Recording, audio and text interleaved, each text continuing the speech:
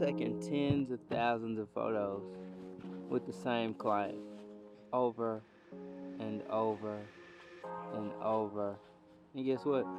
It hadn't gotten old yet.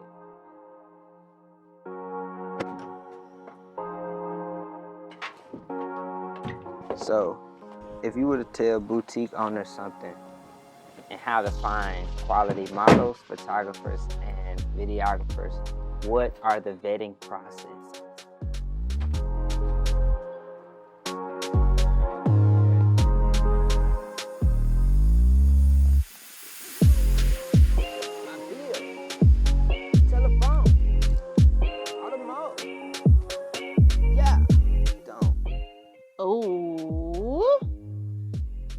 First of all, as a new boutique owner, you do not need to invest in a photographer right off the bat. I know you're probably looking at me crazy, but here's the thing. I know, but I'm just saying, like, you can't get amazing quality and then go down in quality because you can't afford it later on.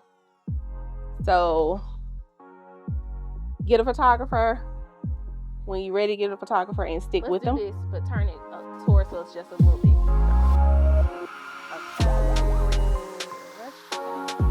Okay.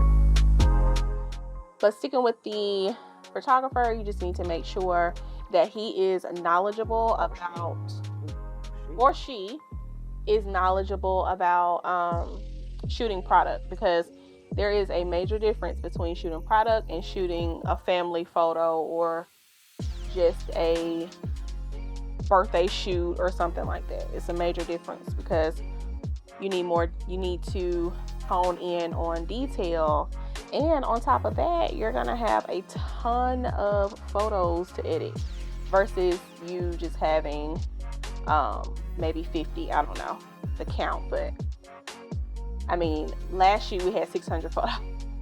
Yeah, we did. Yeah. I didn't even know it. I didn't know it was that much until I looked at it. I said, oh, wow. So, let me get one more head on. What day is this? Monday. Oh. Yeah, so you need to make sure that your photographer knows what he's looking at when it comes to product-based photo shooting. There's going to be a ton of photos. He's going to have to be willing to edit those photos, and also in a timely manner, because also it's different when you are shooting a family or birthday shoot. For me, if I'm shooting, I have to have my photos back in a good amount of time, because those photos equal money. If I don't have the photos, I can't make money because I don't have the photos to put on my website or mobile app or social to turn that into money. So you have to make sure that your photographer knows what he's getting into when he is shooting your brand, because it's totally different from just a social shooting. You get what I'm saying? Mm-hmm. Yeah. Also too, just make sure you find somebody who can fit, within your budget, so that you can be able to use him or her. Yeah, that was good. All right, so let's do bracelets, so that you can be able to keep your brand's aesthetic as consistent as possible. As far as models, you are going to need to find a model that fits your brand's aesthetic. For instance, for me, my brand is everyday, effortless look, so that's the type of girl that I'm looking for. My girls are not super, super dolled up when they come in. Their makeup is effortless, everyday, natural. Their hair is likely everyday, natural, effortless. I need the girl to fit the aesthetic so that when someone sees her in my photos, they know exactly who I am, and it's going to speak to the brand. So I'm not going to go and get somebody who is like a firecracker with like super fun colored hair, super fun colored nails, because that's just not my brand. And that's okay. If that is your brand, that's the person that you need to find. And somebody who can be consistent as well, because if you are an established brand, you are probably bringing in new products every week. So you need you need someone who's going to be able to keep up with the demand of shooting. So if that looks like every week to you, you're gonna have to make sure that you have a model that is, Straight. yeah, that's true. Um, that's willing to shoot with you every week, and they know exactly what they need from you. They know what's expected, Hey, so you know, you won't have to you be can going through hold some of models this. every week. You can hold some of this quality information Oh, for okay, my bad. another scene. Yeah. Just like I would like another scene. Okay. Cause you in there right now. You coach Shun Black at the moment. Yeah, you have to make sure that your models fit the aesthetic of your brand. So my brand is everyday effortless. My models have to look that way. Also, too, you wanna make sure that you're catering to your audience. Like my audience is more women who look like me, so that's why I try to keep my models within the same line, body wise. I can't have really like super skinny models, like a model-esque person, because that's not going to speak to my customer. Most of my models have curves. They have a curvy body because that's what my customer looks like. So if you get somebody who doesn't looks completely opposite as your customer, it's going to turn your customer off, which means no sales for you. Yeah, that's good. Shun, why is it important to have a consistent team? Oh, wow. Because the more consistent your team is, the more consistent your business appears to the naked eye or to your customers too. So, no customer, say it just like that. I want to get some video. Just flow kills. Good. Nice. Yeah, so the more consistent your team is, the more consistent your business will appear to your customer base, to your audience, on your social, on your website. Nobody trusts a business that does not have a consistent flow of people that they see, because people, like your models, are typically the face of your brand. So if you're switching them out every week, you're going to lose trust in your customers because they're not going to be able to get used to a girl. So, for instance, Kelsey is my main model. My girls look forward to her coming on camera modeling our items. They know her body type. They know what size she wears. They know what she looks really, really good in. And a lot of my customers who look like her and who fit the same sizing as her, they look forward to seeing her on camera. But if I'm switching that out every single week or switching my team out every single week, it's going to mess up the flow of my business, which is going to mess up the flow of my cash flow. So it is very important to stick with a consistent team as much as you possibly can. In the beginning, it's very hard because, you're a new brand, and the newer your brand is, the harder it is for a team to stick with you. But the more established your brand it is extremely important to keep everything consistent across the board. What I like about tethering though is I can make my adjustments right here with the client, and then they're able to say yay, nay, too bright, too dark. This You I'm remember about to these? price this. Wow, yeah. What you used to do with this? What was your favorite thing to do on this? Now this is interesting that the best thing to do on here was play Snake. Now you didn't went from these phones to now these all screen phones, and you got an app. Mhm. You went from here to an app. You couldn't even do nothing with call folks on here. You got an app. As a 6-figure business owner, how does it feel to have a machine in your hand that people could just buy off of? That way, look. It is so. Yeah. I mean, having an app is so amazing. Number one, just accomplishment aside. Um. No, keep going. I want to get details on this one when we're done on the sleeve, the bottom of it, and the waist. Um. Okay. The question: app. Having an app. Yeah. Oh my gosh, having a mobile app is such a game changer. And the reason being is because, number one, in today's age, everybody loves shopping off apps. Although websites are very convenient, having an app is even more convenient. It's just kind of like next level. So everybody loves an app. Everybody loves getting app notifications from a brand that they love. Now, here's the thing that I absolutely love about having an app is that everybody, out of all of my customers that are going to download the app, it is going to be my warmest audience. Because you are not going to download an app from a brand that you don't really mess with like that. Like, even like I shop H&M here and there, but I never download their app because I'm not that loyal to them. When you say warmest audience, what does that like mean in the boutique space? Yeah, so you got a warm audience and you got a cold audience. Your cold audience is an audience is probably a new customer, a potential customer, but a new customer that has never shopped with you before. It could even be a customer that has shopped with you maybe one or two times here and there, but they're not loyal to your brand. You want any details on this? Okay. Let me look at this real quick though. So with them not being as loyal to your brand, they're not warm. They're cold because they may or may not shop with you. You may have to have a sale for them to shop. You can't really get them to frequent your brand as much as you would want them to. But your warm audience is your very loyal group of girls. Out of all of your customers, your warmest audience is your loyal client base. Yeah, and then let's get the bottom of the short. Rotate.